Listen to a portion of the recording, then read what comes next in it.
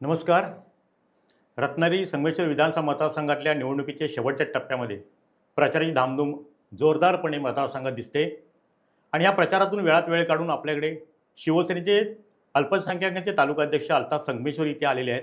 नेमकं मुस्लिम समाजामध्ये ते गेले काही दिवस प्रचाराच्या माध्यमातून गावोगावी फिरत आहेत आणि नेमकं मुस्लिम समाजाची नेमकी उदय सामंतांबद्दलची मतं किंवा त्यांच्या भावना हे नेमकं काय, कशा पद्धतीने त्या मुस्लिम समाजामध्ये नेमकं वातावरण आहे याच्याशी आपण ह्या ठिकाणी चर्चा करणार आहोत. नमस्कार अल्ताफजी. आज गेले जवळ महिनाभर आपण मुस्लिम समाजाच्या मतदारसंघामध्ये फिरताय, भागात फिरताय. काय नेमक्या प्रचाराची दिशा आणि कशा प्रकारचं वातावरण आहे?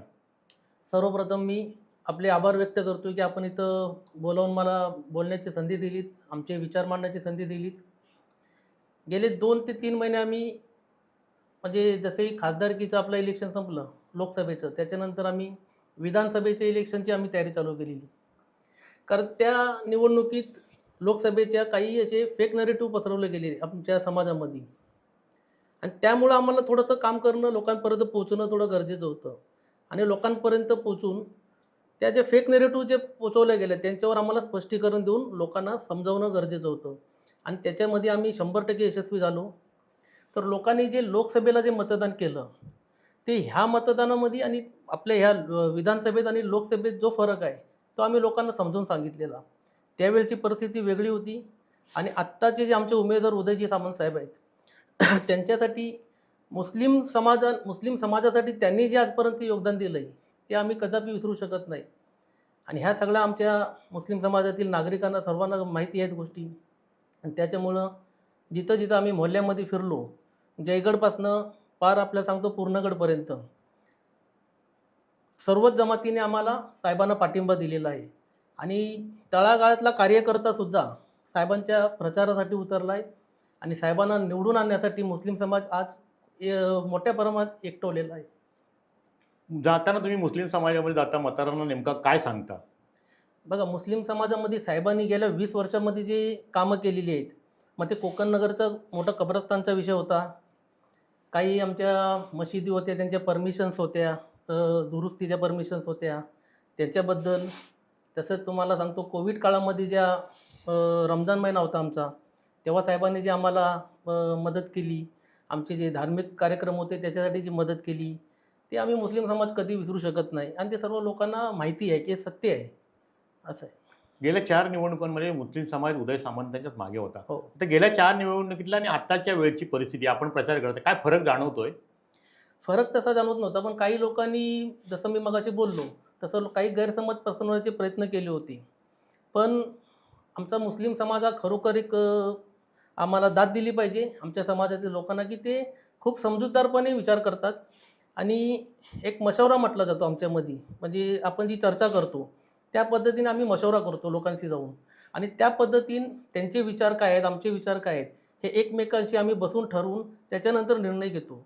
आणि जेवढ्या आपण सर्व तालुक्यामधील सर्व मोहल्ले आणि सर्व अपार्टमेंट्समध्ये आम्ही पण मिटिंगा केल्या लोकांची आणि खूप चांगला प्रतिसाद आहे. लोकांना जे गैरसमज होते ते दूर झालेले सर्व आणि साहेबांच्या पाठी एक ठामपणे निर्धार मुस्लिम समाजाने केलेला आहे की ह्या निवडणुकीत जे लोक काही द्वेष पसरवून किंवा अन्य गैरसमज पसरवून जे लोकांपर्यंत पोचलं जातं आहे त्याला मुस्लिम समाज अशा गोष्टींना नक्कीच भीक घालणार नाही आणि नामदार उदयजी सामंत साहेबांच्या पाठी ठामपणे राहील हा मला विश्वास आहे. लोकसभा निवडणुकीनंतर एक फतवा मुस्लिम बांधवांना आदेश येतो आणि त्या आदेशाची अंमलबजावणी लोकसभेमध्ये सारी जाणवली.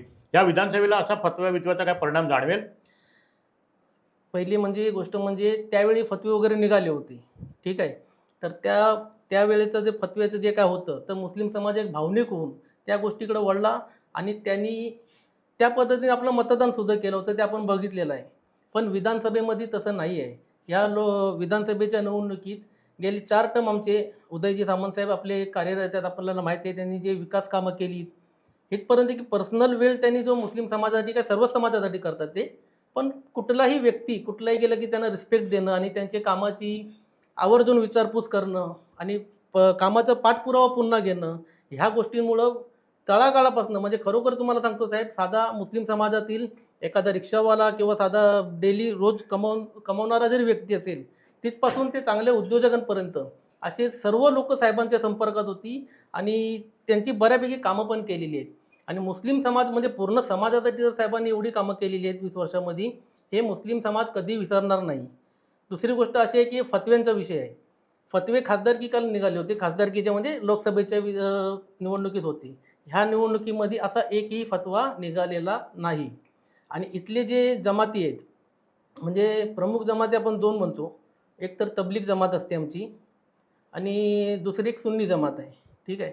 तर ह्या दोन्ही जमातींचे जे प्रमुख आहेत, हे आम्ही जे लोक काम करतोय मुस्लिम समाजामध्ये किंवा माझ्यासारखे जे कार्यकर्ते आहेत, आम्ही जे काही काम करतो ह्या लोकांशी मशवरा करून म्हणजे विचारून काम करतोय. मग ते वर्षभर आमचे काही ना काही कार्यक्रम धार्मिक चालू असतात. मग ते ईद मिलादुन नबीचा आमचा जुलूस असू द्या किंवा इस्तिमाचा विषय असू द्या, अशामध्ये साहेबांचं आम्हाला मुस्लिम समाजाला नेहमी मोठं योगदान मिळालेलं आहे. त्याच्यामुळे आमचे धार्मिक कार्यक्रम पण इकडे यशस्वी झालेले आहेत आणि आमचे सामाजिक कार्यक्रम पण यशस्वी झालेले आहेत. ह्या निवडणुकीमध्ये वक्फ बोर्ड हा एक विषय चर्चेला आला होता. हो. म्हणजे साहेबांनी वक्फ बोर्ड आणलं किंवा नाही आणलं, काय नेमके वक्फ बोर्डबद्दल मुस्लिम समाजाची नेमकी आत्ताची भावना आहे? हां, ॲक्च्युली वक्फ बोर्डचा विषय असा झाला होता. वक्फ बोर्ड हे आपलं एक वर्ष दीड वर्षापूर्वी कार्यरत झालं होतं वरती सामाजिक भवनला, बरोबर. त्याच्यानंतर त्याचं ओपनिंग झालं नव्हतं, उद्घाटन झालं नव्हतं. तर तो शासन आदेशच होता की त्याचं ते उद्घाटन करून घ्यावं.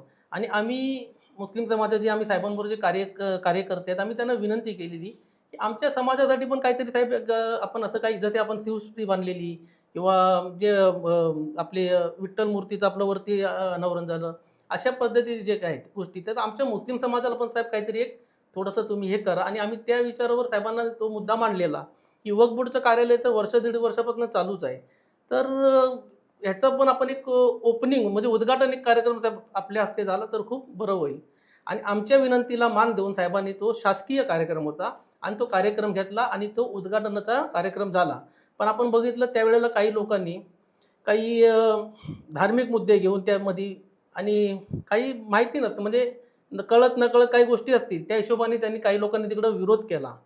आणि त्याचा परिणाम असा झाला की साहेबांबद्दल दोन समाजात म्हणजे ते निर्माण करायचा म्हणून काही लोकांनी प्रयत्न केला, पण तो सर्व अयशस्वी झाला. कारण रत्नागिरीची जनता ही सुज्ञ आहे आणि सर्व हिंदू मुस्लिम समाज हा उदयजी सामंत साहेबांना आत्ता नव्हे गेल्या 20 वर्षापासून ओळखतोय, त्यांची काम करण्याची पद्धत ओळखतोय. त्याच्यामुळं तो विषय होता, तो विरोधकांनी एक मोठा विषय आणि साहेबांना त्याच्यामध्ये कुठेतरी अडचण निर्माण होईल ह्या हेतूने तो विरोध करायचा कार्यक्रम केला होता.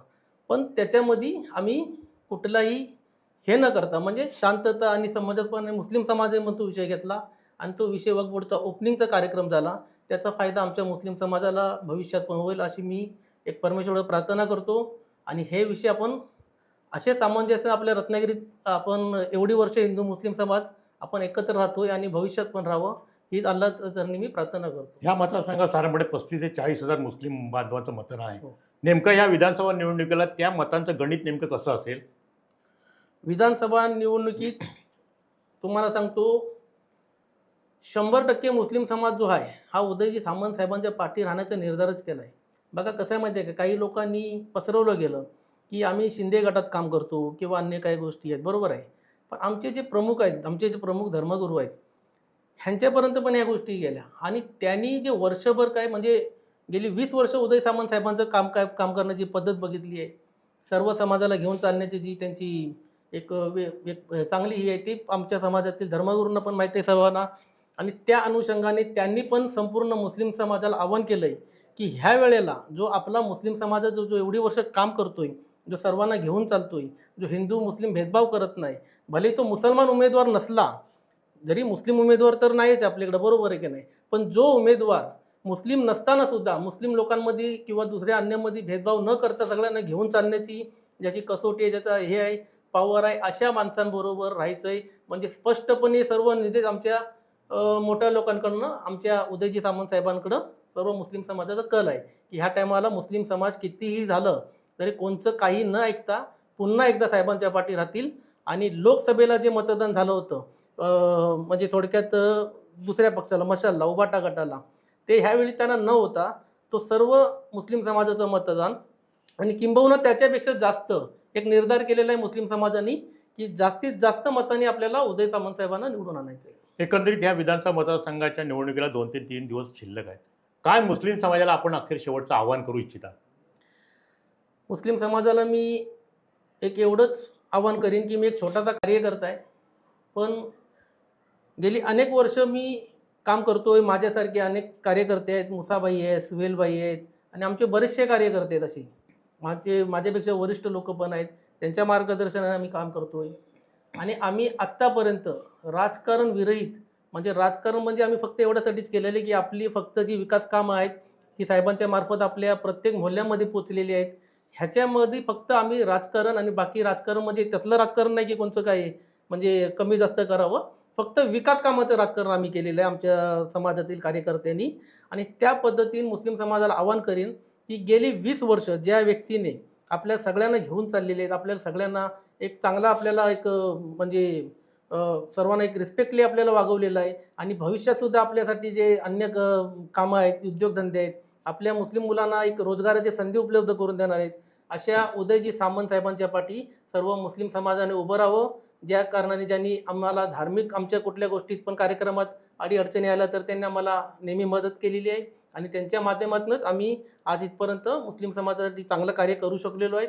त्याच्यामुळं आवाहन करेन आमच्या मुस्लिम समाजाला की जे कोण काही गैरसमज पसरवत आहेत तिकडं लक्ष न देता आमच्या समाजातले जे प्रमुख मंडळी आहेत, जे आमचे धर्मगुरू धर्मगुरू असू द्या किंवा आमचे जे आणखीन आमचे जमातीचे प्रमुख आहेत, या सर्वांनी जे आव्हान केलेलं आहे सर्वांनी मिळून की उदय सामंत साहेबांच्या पाठी जे उभं राहायचं आहे, त्या आव्हानाला त्याला आमच्या विनंतीला मान देऊन मुस्लिम समाज 100% किंबहुना घर टू घर मुस्लिम समाजातला कार्यकर्ता आमच्या माता भगिनी आमची सर्व जी आहेत, यंग जी मुलं आहेत ती साहेबांसाठी काम करतात आहेत.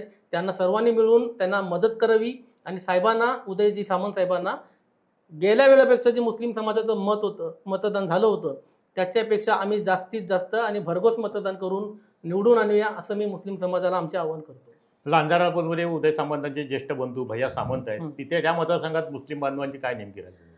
100% तिकडं पण भैया शेटनी जे काही कामं केली आहेत निवडून येण्यापूर्वीच ते मुस्लिम समाजाला समजलं आहे. आणि भैया शेट बघा, जरी आत्ता लांजा राजापूर विधानसभेसाठी भैया शेट तिकडं उभे आहेत निवडणुकीत, तरीसुद्धा त्यांनी जे काम रत्नागिरीमध्ये बसून त्यांच्या कार्यालयामधून जे काम केलं आहे एवढी वर्ष, अनेक वर्ष, बरोबर आहे, तर ती कामं पण आमच्या मुस्लिम समाजापर्यंत तिथल्या पोचलेली आहेत. मग त्या लांज्यामधल्या जमाती पण काल पण आमच्या मिटिंग झाल्या अल्पसंख्याकच्या. तर म्हणजे खरोखर सांगतो तुम्हाला साहेब की आम्ही विचार पण केला नव्हता, एवढा भरघोस प्रतिसाद आम्हाला तिकडून मिळालेला आहे लांज्यामधनं. तसंच नाटा असू द्या, तुमचं साक्री असू द्या, वगैरे तो जो भाग आहे राजापूर शहर असू द्या, इथला सर्व मुस्लिम समाज भैया शेटनी सुद्धा आमचे जे म्हणजे काही कुठल्याही पदावर नसताना सुद्धा जे बसून जे आपले काम केलेले आहेत, अडीअडचणी लोकांचे सोडवलेले आहेत आणि त्यांची काम करण्याची जी एक पद्धत आहे ती सर्वात म्हणजे पूर्ण कोकणातील काय पूर्ण महाराष्ट्रामध्ये त्यांना सर्व लोकांना माहिती आहे. त्या हिशोबाने भैया शेटसारखं एक नेतृत्व तिथं पुन्हा यावं आणि त्यांनी तिकडं काम करावं ही सर्व जनतेची तिथल्या लांजा राजापूरमधली इच्छा आहे असं मला वाटतंय. आज या ठिकाणी अल्पसंख्याक तालुकाध्यक्ष शिवसेनेचे अल्ताफ संगमेश्वरी आले. आपल्या स्टुडिओमध्ये त्यांनी बातचीत केली. गेले 20 वर्ष सामंतांनी कुठल्याही धर्माचं राजकारण न करता सर्वांना गोणी गोविंदाने सोबत घेऊन हिंदू मुस्लिम असो त्यांना घेऊन जात आहेत आणि त्याच अनुषंगाने त्याचेच परिणाम किंवा त्याची परतफेड या विधानसभा निवडणुकीत मुस्लिम बांधव नक्कीच करतील असा आत्मविश्वास त्यांनी यांनी व्यक्त केला आहे. संगमेश्वर साहेब, आपण या ठिकाणी आलात, टाइम्स डिजिटलचा आपण संवाद साधला त्याबद्दल आपले धन्यवाद. धन्यवाद साहेब, नमस्कार. टाइम्स डिजिटलला लाईक करा, शेअर करा, सबस्क्राईब करा आणि बेल आयकॉन दाबायला विसरू नका. Times digital.